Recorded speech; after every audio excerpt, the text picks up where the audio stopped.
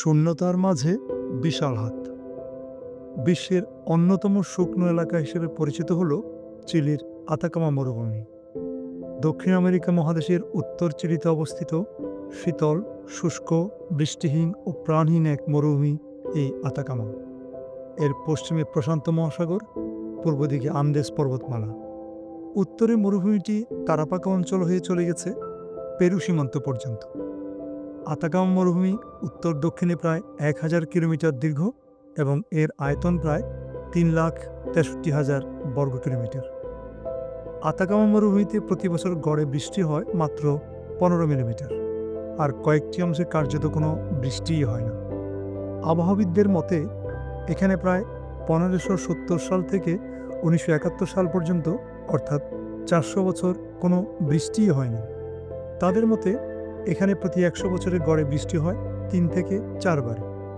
মার্কিন যুক্তরাষ্ট্রের একদল বিজ্ঞানী দাবি করেছেন একসময় এলাকাটিতে হ্রদ আর জলাশয় ছিল, যেখানে এখন রয়েছে পৃথিবীর সবচেয়ে শুষ্ক মরুভূমি।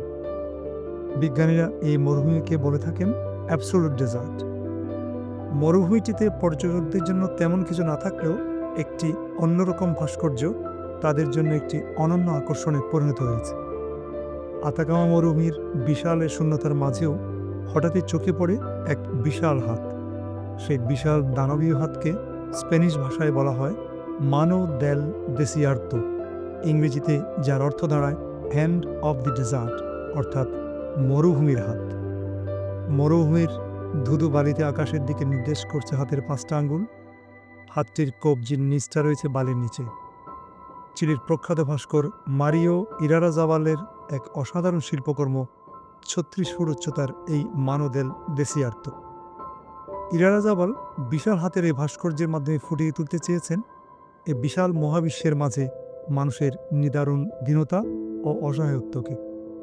আতাকামা মরুভূমির বিশাল প্রান্তরে এক সুবিশাল লৌহ কাঠামোর উপর নির্মিত এই বিশাল আকৃতির দানবীয় হাতটি মানুষকে মনে করিয়ে দেয় তার ক্ষণস্থায়িত্ব ও প্রকৃতির মাঝে অসহায় অবস্থান।